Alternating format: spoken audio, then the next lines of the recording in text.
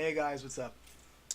So I'm recording this really early in the morning, right after work, but I felt like I had to get this follow up done rather quickly after my latest video because while my latest video I think pretty much gets the ball rolling and in general gets my point across, I still feel that there are certain things that need to be explained and there's going to be a little bit of like I think there's a bit of miscommunication on my part in some of the things that I was saying, or like it may seem like I'm disregarding certain aspects of the whole regulation debate when talking about regulations and all that.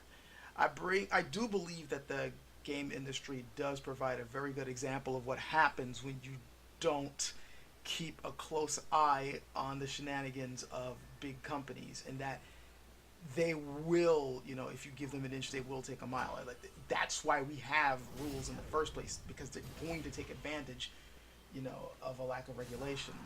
However, I do also understand why certain people would not necessarily want the government stepping in, and I don't want to just completely conflate the term regulations automatically with government regulation, because I do understand that there is a difference in terms of what type of regulations you want. Regulations ultimately just mean rules. And I do think that ultimately we do need some type of rules in this, because as with any human system, with anything that we human beings come up with, some type of system or some type of ethics or some type of, activity, there's always going to be some type of rules that we all going to want to follow in order to make things fair.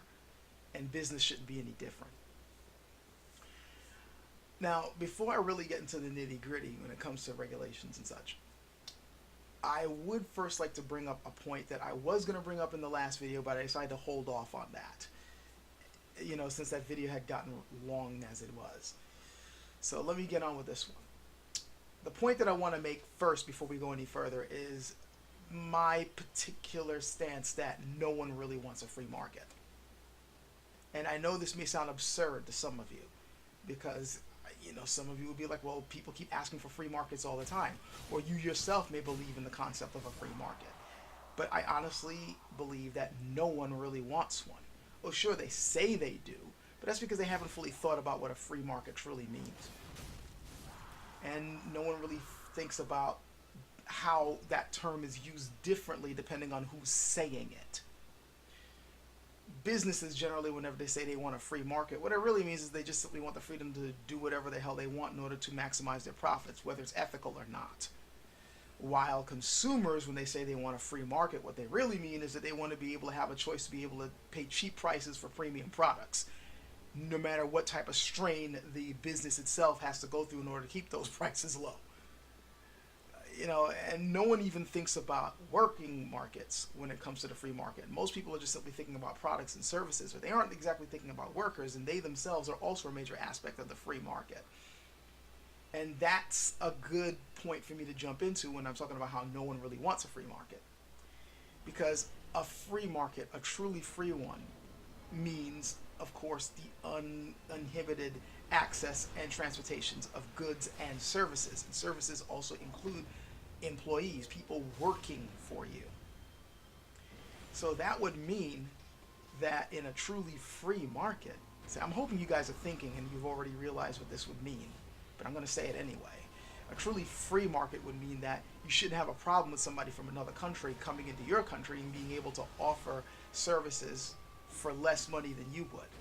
Like you're going in and you want to make a certain amount an hour, and this other guy's coming in saying, oh, I can do that for half the price. In a truly free market, there shouldn't be a problem with that. But we don't want that, do we? And there's plenty of good reasons why. Also, we don't want some company, was built up and started in, say, your country, to then be able to go overseas and hire people there because they're willing to work for less, and suddenly you are out of a job, which is one of the biggest pet peeves of many people here in the U.S. But in a truly free and open market, what's the problem? Now, anybody who's truly looked up the history of the argument of free markets will realize that these points that I'm bringing up is not a new idea. It's not a new problem. But the most that's ever been stated about that was, well, we just hope that the people, the rich business guys, will have enough honor not to do those things. That's the best they could come up with. No, nobody really wants a free market, because everybody's trying to skew things for their own benefit, ultimately. You're not really asking for a free market, especially those who are championing free markets. What you're really asking for is, well, if you're ethical anyway, what you're really asking for is a fair market. Not a free one, a fair one. One where certain ethical rules and certain concepts of honor are in play, so that ultimately businesses and consumers won't feel like they got the rotten end of the deal, where everyone can walk away from the bargaining table with a smile on their face. You want things to be fair, a free exchange of goods and services and ideas. But there has to be rules for that. Without the rules, there's no guarantee that things are going to be fair. And now we get into what I consider to be the three basic types of regulations that people think about when it comes to this sort of thing. I think in general, and again I'm speaking generally here, there's three types of regulations. You got the so-called free market type of regulation, the ideal one that is basically being, presented to us by certain economic idealists about what they think would work. The one where the market decides how things are going to be, and ultimately the market is going to always pick something fair, and we just go along with that. The next one is business regulation. This is the one where basically the companies themselves, or the businesses themselves, get to regulate how things go, also known as self-regulation. At least that's the term I've heard. It's like basically when businesses come together and go, okay, yeah, we shouldn't do this and we shouldn't do that. That's really uncool. If we're gonna, not look like jerks to consumers, we should be doing things a certain way. And then when they see a certain, company or business getting out of hand, they instantly go, hey, dude, that ain't right. Don't do that shit. Or they're like, hey, you see what they're doing? We other guys don't do that, so don't do what they're doing. That's reprehensible, and we're protecting you consumers by letting you guys know that this is not the way things should be. And the last one is government regulation, which is very contentious with people because of their views on government, especially today, especially in the United States. People have been getting less and less faith in the ability of our government to be able to get things right. And let's not even get started on concepts of corruption. So let's dive into these things a little bit deeper. First, the free market regulation idea, the one where the market decides everything. Well, my problem with that is something that I already touched on in the last video. The fact that you really can't depend on the consumer to be able to make logical decisions when it comes to this sort of thing. Expecting the so-called market to decide, i.e. letting the consumers be able to go, oh, this company sucks, so I'm not going to get their products, and then that company fades away, and then they're able to decide the better products and the better companies, and those companies get to thrive because they're able to compete better and there's a thriving competition. That stuff doesn't work. Number one, I already pointed out how companies basically do whatever the hell they can to mentally manipulate consumers to be able to buy products irrationally. Commercials don't end up being the way they do because they want you to make rational decisions when it comes to buying their products and services. Companies do whatever the hell they can to manipulate that sort of thing. But something I didn't mention in the last video is how they also will do things to rig stuff against each other. Let's take the internet for instance. For all this talk lately, and yes, net neutrality is something that I'm going to be bringing up because that's I think is the huge elephant in the room when we start talking about free markets and regulation and all that. Anybody on the internet who actually gives a damn and has half a brain cell knows what's at stake in the United States right now when it comes to net neutrality. And there's a lot of millions of dollars. That sounded horrible right now. It's late at night. I can speak English. Seriously, I can. There are millions of dollars, not billions of dollars, being spent right now to try to sway public opinion to believe that, oh, we need to get rid of net neutrality. Oh, if we keep it, it's going to stifle growth. It's going to lock out competition. We've been doing fine without net neutrality before. Why do we need regulation for it now? Just a cursory glance at the history of companies will show that no, we've been fighting companies little by little, to try to keep them from abusing things. There's been exposés showing how in the background, without anyone looking, how these companies have basically been doing things like throttling net speeds, how they've been forcing other companies like Netflix, for instance, to pay them extra in order to keep speeds going. How they basically built millions of dollars in tax money to provide so-called fiber optics throughout the United States, and it's now 2017, and I still don't see any fiber optic cables being led directly to people's homes. Oh, sure, you can point out, oh, this city has a lot, but then when it starts going into individual homes, you're still dealing with freaking metal wires, aren't you? If you're lucky. That's if you can even get broadband in your home. There are certain places in the United States where you can't even get that. Some places are still on dial-up, or they're having to deal with satellite. And let's not even start talking about competition, which is the point I was trying to make with the other side of this argument when it comes to so-called free markets. You need real competition, right? What kind of real competition do we have with the internet right now? It's now 2017. ISPs had a very long freaking time to come up with a so-called healthy market, to be able to come up with several different services to choose from when it comes to quality internet. And we really don't have that here, do we?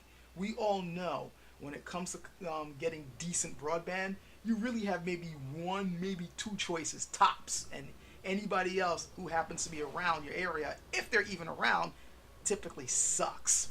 It's usually a choice of really good broadband from one particular company, mediocre-ish broadband from another company, if that company can even provide any service to your neighborhood, or straight up crappy internet service. That's it. That's all you got. That's not real freaking competition, and you know it. And this is what I mean.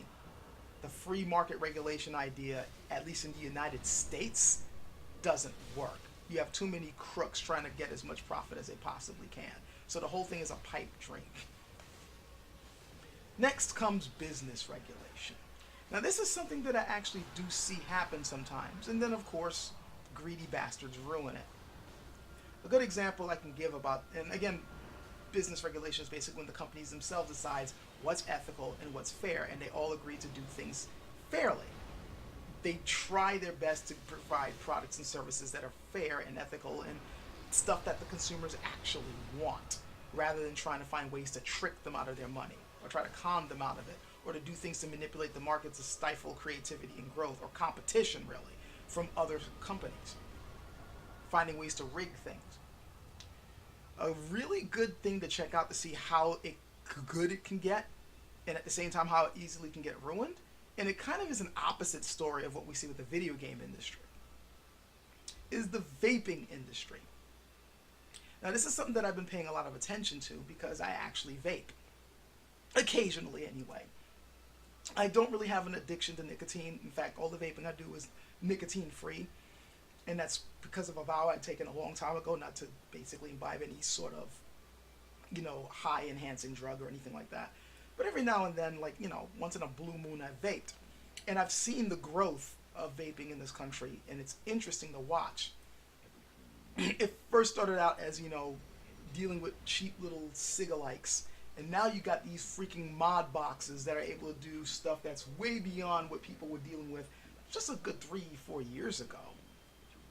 And what's really interesting about this is that a good chunk of the stuff you can get in the United States, as far as, all these vaping products are concerned, are from smaller companies. A lot of these started out as just mom and pop stuff, things that people started out doing in their basements, especially when it comes to the juices that people use for vaping. Most of the stuff that vapors actually care about, they're getting it not from large companies, they're getting it from people who started their businesses out in their freaking basements. They got the raw materials and were really good at mixing their own juices. They shared it with their friends. Their friends said, this stuff is really good. They started making it in smaller batches and selling them. I mean, Suicide Bunny is probably a really good example of a company that started out really small, got really popular because the person who owned that company was just damn good at making juices. Mother's Milk, or just ask anybody about that and they'll tell you how crazy people went for that stuff when it first hit the market. This is all done by, small little companies.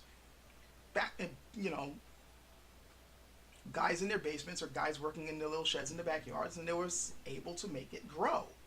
If you actually want to see a successful story of small businesses growing things, on their own and making a business out of it, making a living out of it, look at the vaping industry, at least in the beginning. All that's being taken away. All of that is slowly being eroded away.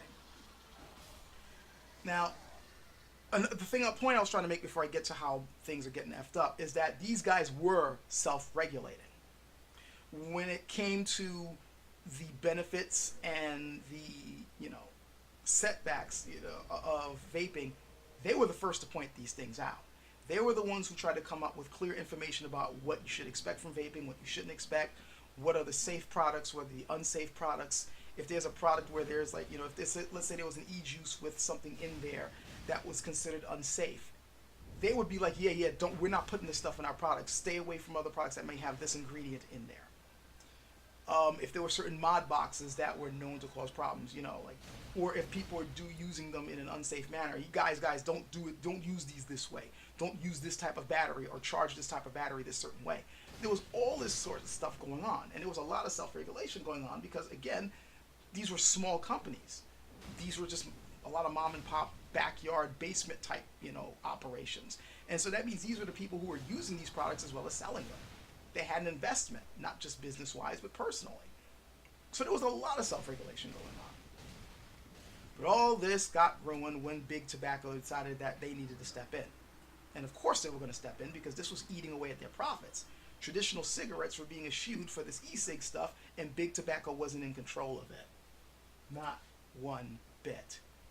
So first thing they did is they started doing some heavy lobbying in the government to come up with rules and regulations to make things rougher for the small businesses to survive. This is going to be melting into the government regulation stuff also, and I need to hurry up and get that because this is getting on long enough. But yeah, they were doing the things that make people afraid of government regulation, making things rough for the little guy. But notice it was the big companies that were causing this to happen. It wasn't that government decided to do it themselves. This is something I need to touch on later on. These guys basically did whatever they basically tried to control vaping, and it looks like they're succeeding at it. They're trying to take it away. They're trying to take it away from smaller companies and into their own hands so they can control it their way and start making money off of something that they themselves had little to do with in the beginning. In a weird sort of way, this is sort of like the video game industry. How, once again, it's the bigger companies that are ruining things for everyone else. Remember that there are indie developers in the video game scene that are trying to do the right thing, but the ones who are screwing things up are the bigger ones, and it's usually because of greed. And they're not doing things fairly. They're trying to control the market rather than allow competition. Lastly, because this has gone on long enough, let's go right into government regulation. This is the one that people are terrified of because usually there's always the statement that once you let government start regulating things, that's when the fun ends. That's when the games are over. That's when they're going to start, coming up with these overhanded, overbearing rules that stifle things for everyone else. And they got good reason to, we have a history of examples of this. But what people are forgetting is that many of these heavy-handed rules usually happen because of bigger businesses trying to make sure that competition can't come in to take away their freaking money. I just showed you an example when it comes to the whole vaping thing. And if you think that I'm getting out of hand, well, don't take my word for it. Start looking this stuff up and start looking at some of the grassroots organization, e-shop stuff and the vaping stuff they're trying to fight back against this. Read the literature and you'll see what I'm talking about. This is not the only industry where you see this. A lot of different industries, you basically see the bigger companies, once they start making their money, they constantly keep coming up with schemes to make sure that they stay on top. They stifle competition. And the best way they know how to do it is to basically influence government. Remember, they're the ones who have their hands in government's pockets. And that's why people have a problem with government. But it's not as if the government themselves, like just out of the blue, they themselves came up with the ideas to make things rough for the little guy. Now, they had the big guy come in and say, I will fund your campaign, or I'll give you this extra amount of money, or I'll help you to stay in power if you pass these particular laws. You can thank the lobbyists for that stuff. So once again, we can see that the whole free market idea is kind of BS. This goes right back to the first one, the free market, because the guys with the money do whatever the hell they can to keep that from happening, but they'll be the first to go, but we want free markets. What they really mean is free from rules. Free from any rules that's going to stop them from making, stop them from milking extra cash out of you and keeping the little guy from being able to get their foot in the door in whatever particular business or industry that they're interested in. But this is exactly why we need fairer rules and fair regulations, which is my basic argument. Deep down inside, we know that there has to be some type of rules in place. To go back to the video game industry, we know that stuff needs to be done about the loot boxes, the microtransactions. We wanted some type of rules. We wanted some way to rein these companies in. We know that we're going too far. Hell, just recently, just today, at the time of this recording, I was checking out some new bits of news about how EA has screwed things up pretty much, because now the governments are beginning to step into the whole debate about loot boxes and whether they're worth, whether they should be considered gambling or not. Not to mention that they pissed Disney off with, the crap that they were pulling off with Battlefront 2. Because remember, Disney owns the Star Wars license, and I had a feeling this was going to happen. I had a feeling Disney sooner or later was going to step in. If the government actually, comes down on this, if they actually make a ruling on this, oh boy, there's going to be some interesting months ahead for the video game industry if that happens. And you can blame corporate greed for that. But we knew that it was going to get to this point, so we were like, somebody's got to rein these companies in. Somebody's got to rein them in. And it was supposed to be us, the consumer, according to the whole free market idea. If they're doing crap we don't like, just don't buy their products. But I've already shown you how we buy their products anyway. And it's usually because of the type of mental manipulations they do to make you want to buy them. If I don't buy them, I'm missing out. They're doing unethical shit. Yeah, I know, but I gotta play that game. I mean, yeah, you want to make the argument that gamers are weak-willed. That's an easy argument to make, as I've stated before, but it's a little deeper than that.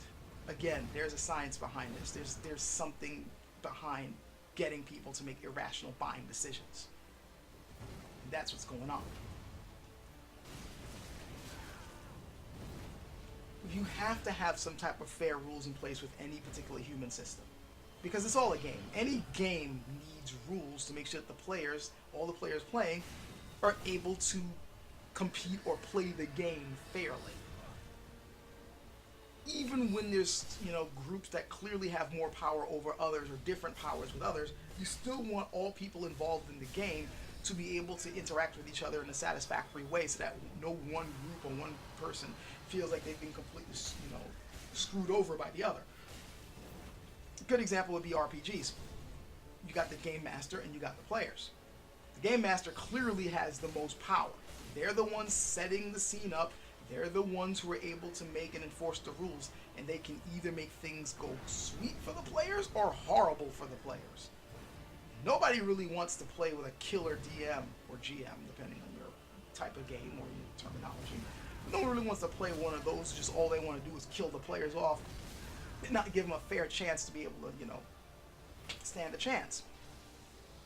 But when you do have a fair game playing, and even though the GM or DM has all the power, the players still feel that their decisions matter, that their choices can,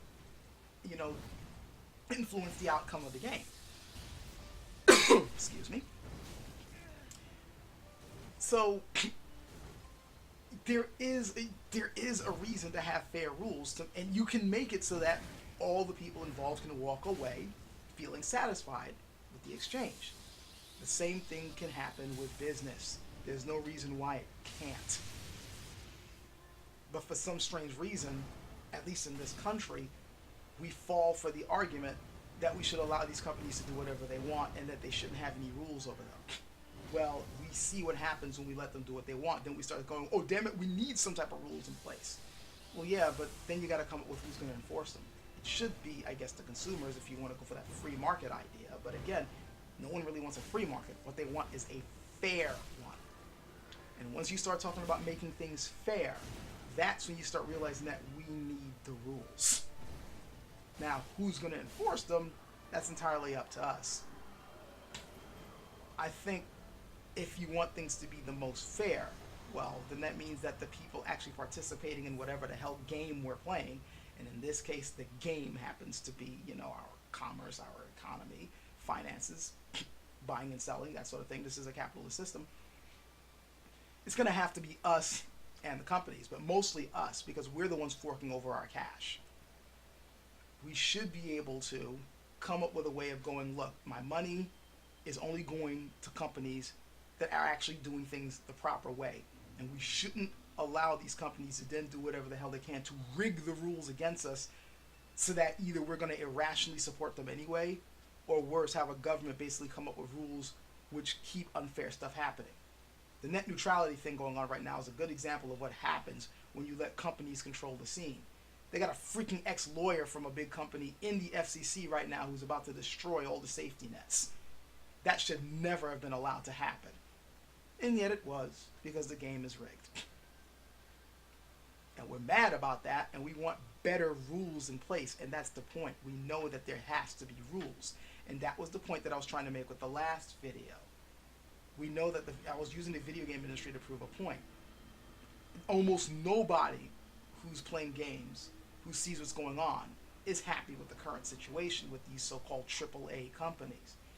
We know something has to rein these fools in, and that they shouldn't be allowed to do the type of crap that they're doing, the ways that they're trying to, pull extra cash out your pocket, coming up with dumbass excuses as to why they're doing so. Oh, games need to cost more. Oh, we have to do these things to stay afloat. Then you look at their earnings at the end of the year and realize, no, they don't need to do these things to stay afloat. They're just greedy. So we're like, no, something's got to rein these people in. We need some type of rules in place. Well, if you can see it here, surely you should be able to see it elsewhere. And that's the point that I was trying to make with that video. But I also wanted to explain that I understand the complexities of it. That's why I made this follow-up. Because then people are like, so you're asking for government regulation? You know how effed up government is? Yeah, I know how messed up it is. But it's a little deeper than the way you're looking at it. So I'm hoping that this follow-up gives you more of an idea of how I truly see this situation. But the main point of the video I was trying to make is we all are agreeing that there has to be rules in place. So let's stop pretending that there shouldn't be. That's all I'm saying. Like, look at the economy. You can't say that, oh, we need something to rein in the video game industry. We need some type of regulation in the Steam storefront. And then when it comes to economics in general, oh, we should allow these companies to do what they want. No. You're looking at a clear example as to why we shouldn't. Okay, that's it. Hope this made more sense. Sorry that this one's also almost half an hour. Ugh. Oh well. Catch you guys later.